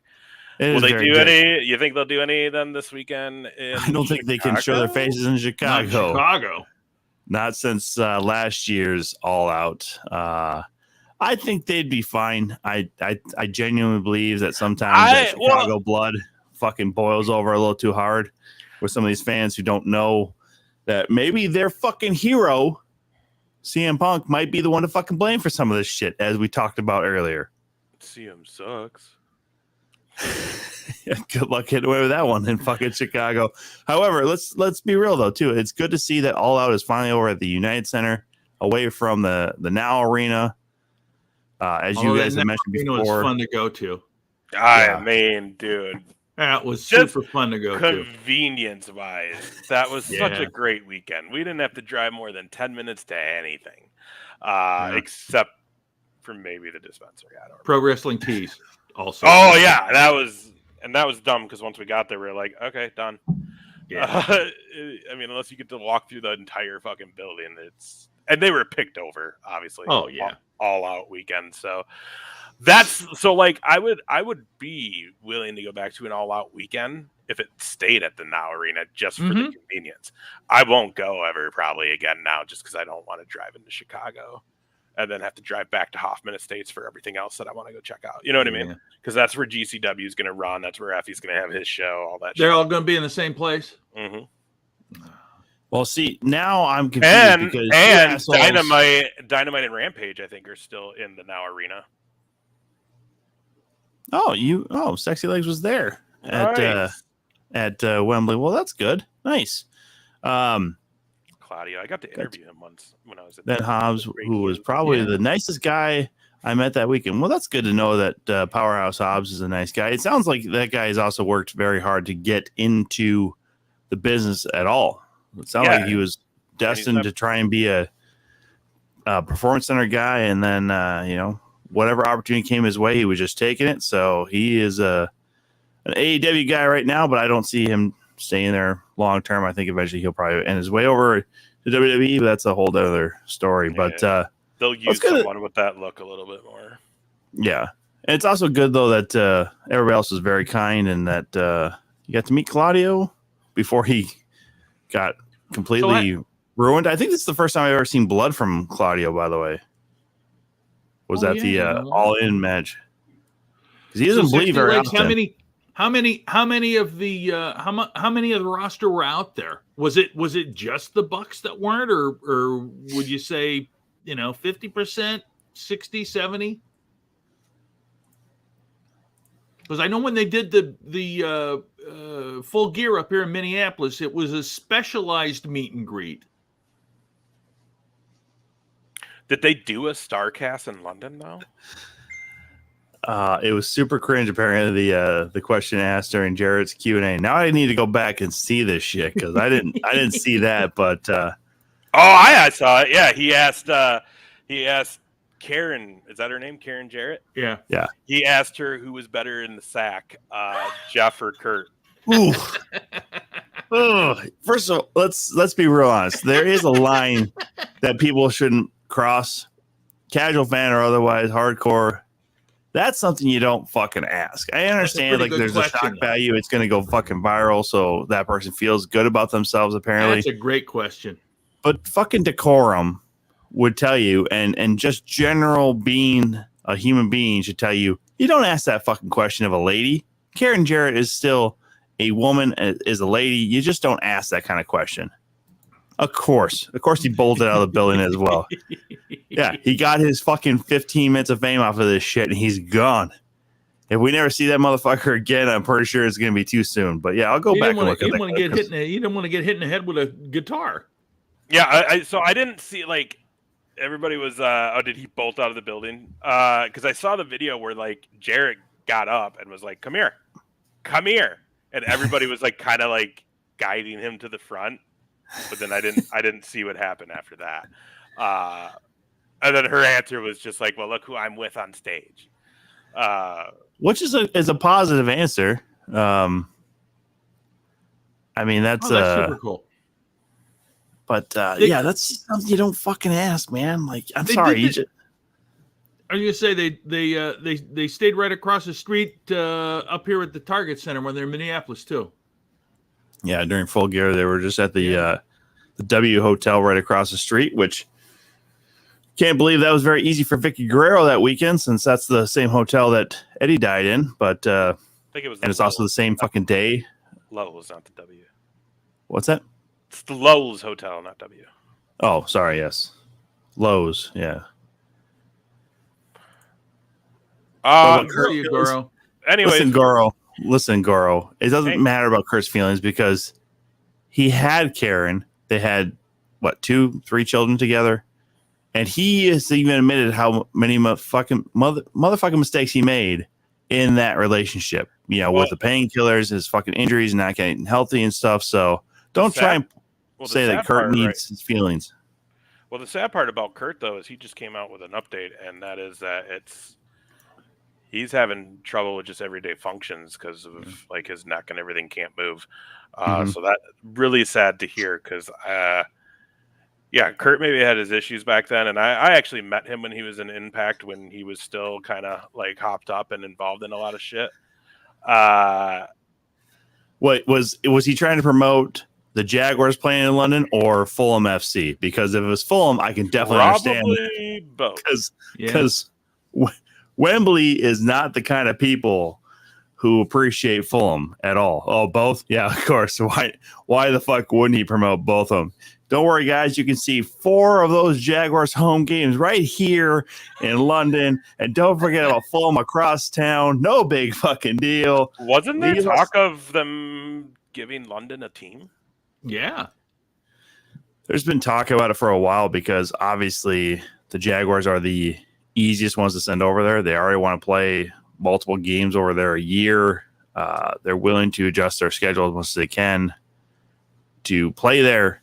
They're the reasons there's no longer a guaranteed bye week after a London game, is because they're willing to do 2 a year at least. And also, too, if Tony Khan had his way, he would probably use it as a reason to renovate Craven Cottage, the home of Fulham, and to make it into a dual-purpose arena or stadium, which wouldn't fit well for the soccer because fucking the football pitch would be eaten up by American football. So, too soon, Goro. Yeah, Goro, that's out of line. Yeah, but God, because you were just talking about it's a freaking broken neck, not a damn broken neck, Goro. Too, just to mind you, the P's and Q's of the terminology here. A freaking broken neck. Or a broken freaking neck. That's what it was. Sorry. One of the nicest guys, though, if you meet him now, Mr. Angle. He's good shit. Real quick, guys. Main event. Didn't talk about it, but main event, APW. It is Danny Dollar out of Tennessee taking on Maddie Starr, the role model. Nice. Yeah, man. Maddie's had a grip on this title for quite a while. I don't know if anybody's going to be able to take it. I thought if it was going to happen, it was going to happen this last weekend, or not last weekend, but a couple weeks ago in Waterloo, and it did not.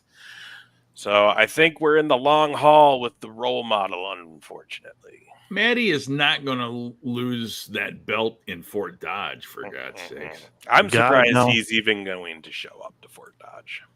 Well, I think he's contractually obligated to show up there in Fort Dodge because there has been other shows he has not appeared on. And so this is the same thing. Would probably be because Maddie probably is a panty sniffer. Dude, when you have the top gold, you sleep with that shit, dude. Don't get me wrong, Goro. You're probably a decent human being, but right now you're really starting to piss me off with some of the things you're fucking saying and insinuating about the role model, Maddie Starr, okay? But I can tell you this right now. If you want to take chops from a champion, he's not the one to get them from because they hurt like a motherfucker, all right? Nailed it, Goro. Yep. Goldschlager? You can't even spell Schlager right, you dipshit. Fucking loser. Go fucking Google search it before you're going to put it in the fucking chat, you moron. Don't worry. Tommy doesn't Google search anything either. We just don't call him. He only does when he gets called out on it. We just don't call him when he makes his mistakes. Jack Spade is from Milwaukee, Wisconsin. I was correct by saying he's from Wisconsin. Hang your hat on that one. Yeah. Got one thing here, right JR. today.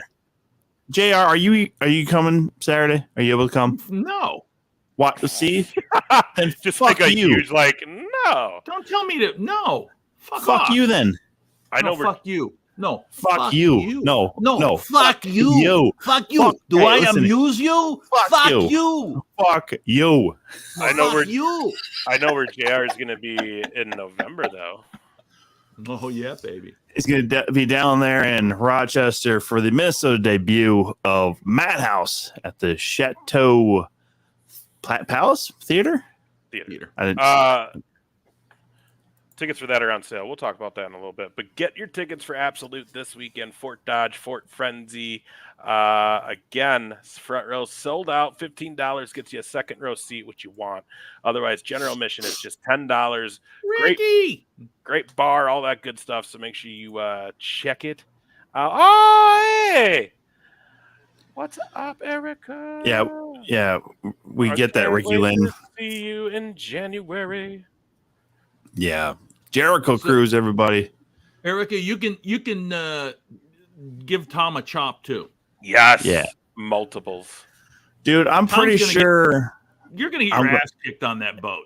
Probably. I'll probably be fucking drowned in the fucking pool and I don't know, kicked in the balls by some. I'm sure your fucking challenge to somebody kick Bryce Jordan in the balls will come down on me getting kicked the balls. So you better be fucking paying up, man. There will obviously Ace will be around and Devin will be around. Somebody will have their fucking cameras with them. They'll send you some video and shit like that. So you better be paying up to these people who might be doing damage to the top Brad shelf Williams kick you in the balls. He can't get his fucking feet up this high. He's gonna have to headbutt me in the balls. Punch you in the balls. I need to email him.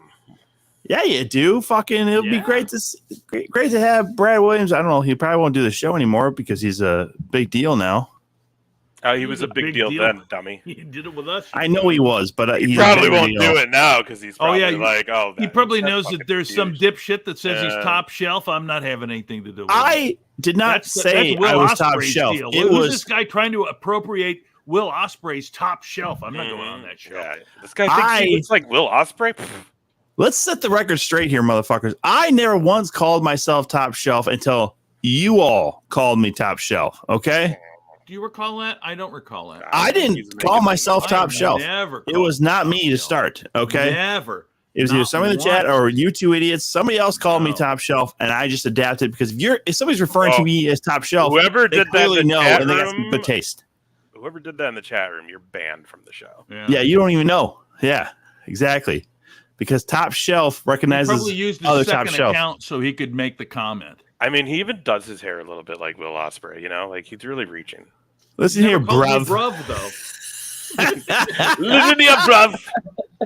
Bruv, I'm going to get you, bruv.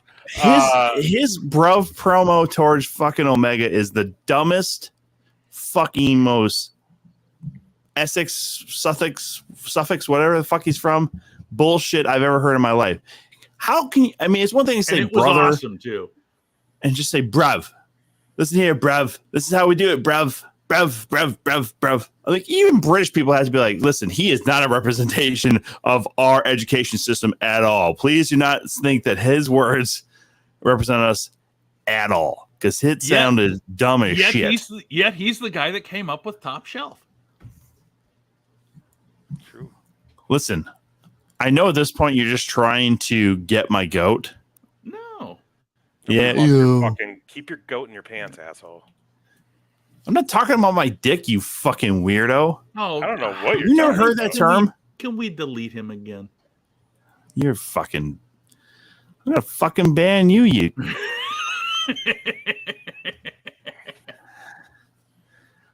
Garo.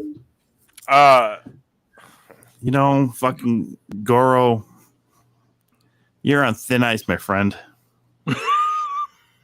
Really fucking thin ice.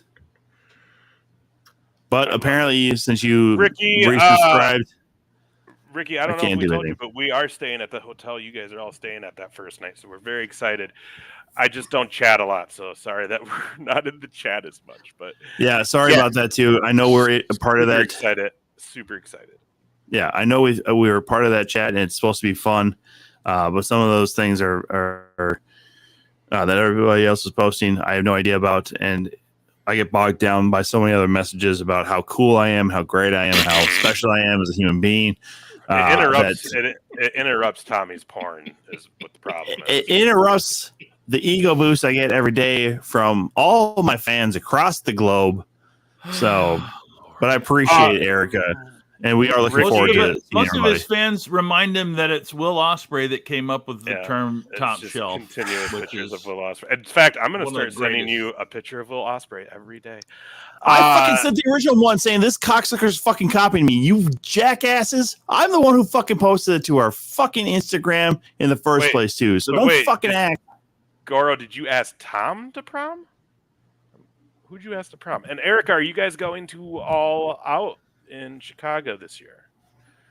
I know you've made it a few years. We got to hang out with you guys that one year, and it was a blast. That was kind of one of the last times JR kind of got out and about.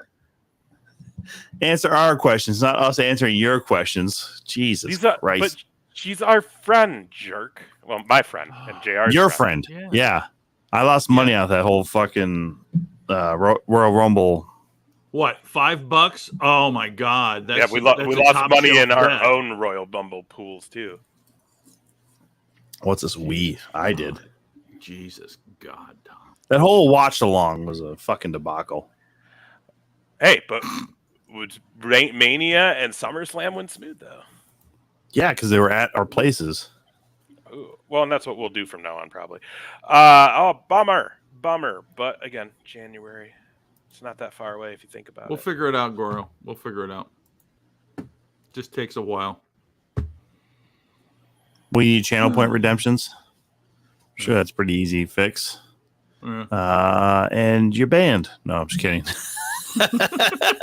Could you imagine you can redeem your channel points for legal marijuana right here in Minnesota? Hey, Jesse Ventura, where did you first hear the top shelf gimmick?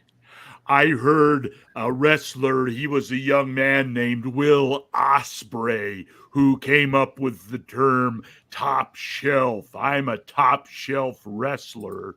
And, he told Mr. McMahon that he would like to use the moniker Top Shelf Will Ospreay. Well, listen here, Jesse. I can tell you right now. You didn't finish it. Oh, and then I smoked legal marijuana. Legal marijuana. Thanks, Jesse. It's all about the legal marijuana with Jesse. He's super excited. It's top shelf legal marijuana, you jackass. Oh, now I'm a jackass for not calling it top shelf legal marijuana, huh? Is there a top shelf dispensary out there? Should we fucking start one, guys? Well, I'm sorry. Let's call it 2 count dispensary, right? So then everybody's fucking confused coming in and leaving. Why not, right? Fucking hippies. This is great. Erica sent me a joke here. This is funny. I'm going to read it. Customer sits down at a bar.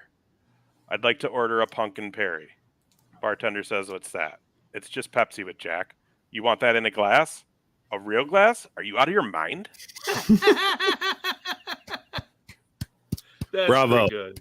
Bravo. That It's a was superior top wrestling shelf joke. Erica with the win. Yeah. I'm super pumped to see all you guys on the cruise. We can't wait for January to hit. We're gonna have a blast. It is the first year of the Jericho cruise, first time I'm doing it, where we're gonna fly home the same day we get off the boat. So I'm a little nervous about that. I don't usually like doing that, but Well, and then my flight got moved up because Delta had too many cancellations and didn't have enough to book their last flight out that night to Minneapolis. So 2:30 is when I'm supposed to be leaving. But apparently everybody's supposed to be off the Jericho cruise no later than, or off the boat no later than 10:30 is apparently the plan. So you should book your airfare afternoon if you're leaving the same day. That's what it says in all of their publications out from Six Man and Jericho and all of that sort of shit. what do you? I wasn't even listening to you.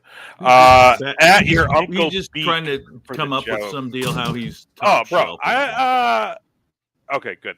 Good to know, Ricky. Yeah, what's he talking about getting ready? I already know how to get on the boat. We've done this twice. What a fucking loser this guy is.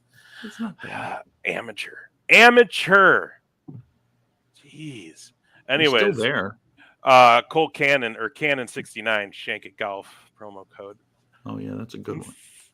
Is he gonna come back soon? Because I don't know. It's about time to end. Yeah, we should end. Tom, come back quick. We gotta see what's going on with you, brother. Fuck you, bro. No, come on. Fuck you both. People want to know what you're doing this weekend. No, they don't. Yeah, they do too. Tom, where will you be this weekend? Tom? Start my camera so people can actually get the top shelf experience. Now, Ace, are you listening to me? The Will Ospreay experience?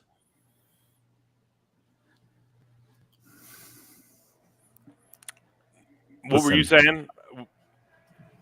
I was literally just giving you the details that the boat should be cleared by 10 o'clock is the plan. Oh, yeah. We'll be off the boat at like 8, 9. That's what I'm saying. And then you should book your flights out if you're leaving the same day. Oh, I'm booking it out like evening because I don't. That's what I was trying to tell you, though, is I had a 6:30 flight out with Delta, and then that flight got canceled, so they moved me to the 2:30 flight.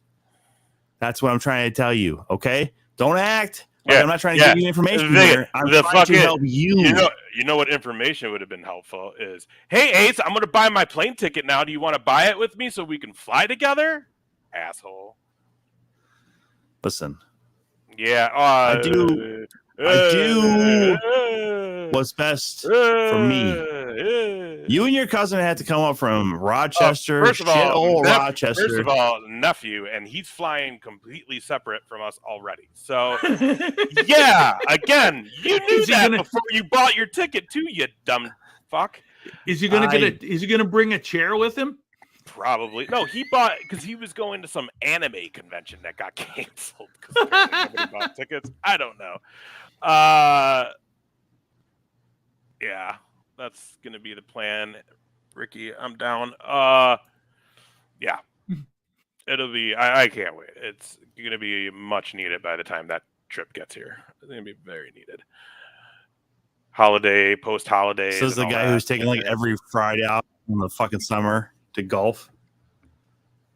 Jealous. Is that what you're saying? You need a fucking vacation from all your fucking golf. Is jealous, Thomas? I'm not jealous. I'm just fucking saying it as it is, Mr. Oh, it's going to be much needed by that point, even though I've used all my vacation time to fucking golf. By the way, speaking of golf, if you guys are looking for premier golf attire, shakeitgolf.com. If you guys are looking for polos, hats, hell, even gloves and bags, you guys can go to shakeitgolf.com and use promo code TOPSHELF for 15% off your order. Or if you want to be real dick, you can go to use Canon69 for 15% off to go support. At one time, my friend Cole Cannon, again, your absolute pro wrestling open weight champion.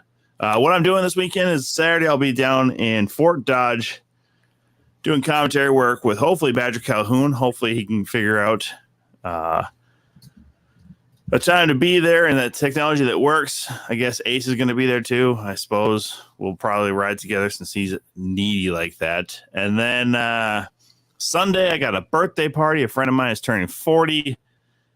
So we are going to do quite a bit of drinking and New Hope Cinema Grill to do some movie watching. And if Daryl Horner has his show going on at the same time, I'll probably go over there and kick him in the balls or punch him in the face.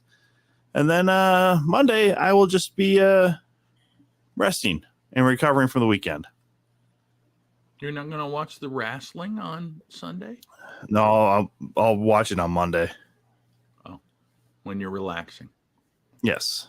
That's how I will kick back and relax, is by watching All Out from Chicago. Seems like a good idea. So far, only 4 matches announced, which is power. I'm not going to lie. It's just 1 hour a match. I don't know how much I want to really pay the $50 for it. I just paid for the fucking other one. I don't really want to pay for. That's why they need to figure out their streaming service, because if it's going to be something where we can get Peacock kind of deals where you're buying Max or whatever, or it should have been like $20. Buy one get one free. Something like do something, because like $50 each, and let's be honest, it feels like there's not a lot of planning going into the next weekend show already. Mm-hmm. It ain't going to be a $60 show. I guarantee you that. Well, you got 2 title matches already announced in the TNT title against Luchasaurus versus Darby, and the TBS title, Chris Statlander versus Rubisono. Really? Come on. That's not pay-per-view. Wow. Dude, you disrespecting a dinosaur like this, dude? Shut up. You know damn I like that idea. well. Oh, the VPN thing and use Fight for like 20 that idea. That ain't a half bad idea right there. Yeah, good old VPN using Fight, saying you're in the UK or some shit. Yeah, look at you, Ricky. You're in Canada, for God's sakes. Canada. I thought Bleacher Report was still up in fucking Canada, though. Maybe not. I don't know. JR, what do you have going on this weekend? You're very green right now. This weekend, yeah, you old bastard. I can tell you about this week. Tomorrow, ladies and gentlemen. Here we go. Fucking a Wednesday show. My birthday. And if you would like to wish me a happy birthday tomorrow, I will be on Jesse Towler's Twitch channel sometime after 5 o'clock. And we will be doing different stuff. I mean, it's I don't think we'll probably talk about wrestling, but we might do some kind of a Mystery Science Theater 3000. We if those of you that know Jesse know that sometimes we like to just do off the top of our head musical kind of semi-rap, semi-junk, which sometimes is funny. I mean, some of you remember the Make Love to a Fish song from back in Corey Adams' Twitch talk show. But that's what I'll be doing. And then over the weekend, I will no longer be. Thank you, Erica. I appreciate it. Over the weekend, I will be celebrating by not having to take care of 2 dogs and 6 chickens any longer. Provided my son makes it out of Orlando unhampered by the Hurricane Idalia. You should have been leaving today if you didn't want to be. Yeah, if you didn't leave today, Orlando, it's gonna go north of them. It's gonna go Gulf side though, so it might still slow down any flights in or out. So I don't give a fuck. I'm not on a plane, but and I understand what you're saying. But the point is, Jesus Christ! If I get one more fucking insult like this about fucking goddamn flights and shit like that, I'm gonna fucking lose my fucking mind. How was that an insult? I'm trying to give. you the information you need to whether or not you're going to be fucking dog sitting and bird sitting over the fucking weekend. Need that too. information. They're home. If they're home, I don't dog sit. If they're not home, I got to do it another fucking day. He's trying to be top shelf to you. You know. I know. Well, Big Willie style. Way to go, Will. That's we're gonna fuck both you up. Tom Willstrom. Just gonna start throwing fucking hands. Get that. Start Tom Willstrom. throwing. Tom Will Ospreay. Tom Willstrom. Fucking That's it. That's throw beautiful. hands. The perfect science. Anyway. Awesome. Well, sounds like you have a great weekend coming up. Anyways, better than me. Why didn't you promote your birthday earlier? We could have probably got a hype train tonight. You fucking asshole. I don't give a shit. Don't fucking. You know who cares? Money. Give us the monies. If we were doing this to make money, we would have stopped long ago. 2 years ago, we would have been done. Yeah, I'll be with Tom Saturday down in Fort Dodge, Iowa. Absolute Pro Wrestling. Buy your tickets. Come see it. It's gonna be a good show. We're gonna entertain everybody. Very excited. We got a couple more Absolute shows in October. I think it's like the 10th, 11th, or 12th, somewhere in there, right? No, the 21st and 28th. I thought there was one early October for some reason with Absolute. I know we have the 21st. They will have the 28th, which you can catch Tom at. I will be in Cedar Rapids area with Madhouse that day, doing our Halloween show over there. And then, of course, November 11th, Madhouse Wrestling, Rochester, Minnesota. JR will be here. Tommy will not, because Absolute will be running Waterloo that day. So if you can't make it here, make it to that show. And yeah, we're going to have, I tell you what, I've been talking with Luke and Mike, and we're going to have some good matches in Rochester. Yes. It's going to be a good time. It's officially been put out there, and we'll have him on soon to talk about it. But Tim Nella is officially getting in the ring November 11th. Damn. Making his debut. Now that'll be top shelf. Mm-hmm. Just like Will Ospreay. I mean, to be real fair, though, Tim Nella is top shelf himself. He is part of Team Top Shelf, so he knows it. So if he wants to use Top Shelf, if Tim Nella wants to call himself Top Shelf, he's more than willing to. He's earned that right as a friend and champion for our show, and also with Madhouse as well. So if he at all feels like he's top shelf, well, by God, he's earned it. Now, if you two don't shut the fuck up about Will Ospreay coining this fucking shit, I will fuck. Coming soon to the 2 Count. What's coming up next week? Bruv, what's your problem, bruv? Next week, it's going to be a whole lot of recap, guys. We are going to recap All Out. Oh, my God. Payback. Oh, my God. And That's right. Absolute Pro Wrestling. So Payback is on Saturday? Payback is on Saturday. All Out is on Sunday. I think I did the same thing a couple months ago when they did it last year, too. Yeah. Didn't they? Yeah. Where I ended up watching 2 TVs with both wrestling events. Actually, no, that's right. I did what was it? The Double or Nothing, and then also I think it was not Great American Match, something with NXT or something like that. I was watching both at the same fucking time. So beauteous. I'm a fucking champion with 2 TVs in my living room because I'm a goddamn bachelor. No woman will ever fucking have me. Good night, everybody. Well, it seems like a sour note to leave on. Just keep working on being. Oh my God, Tina just sent me a message and said CM Punk showed up in Vegas. Are you shitting me? Oh my God! Oh man, you think he's if he's suspended? Cauliflower Alley Club? Probably. It's like I don't know why you guys all fucking just be like this. Wrestling's fucking stupid. He'll probably say something. I wish I was part of the older generation. I would have been great with the older generation. Except for Hulk Hogan, because no one fucking likes Hulk Hogan.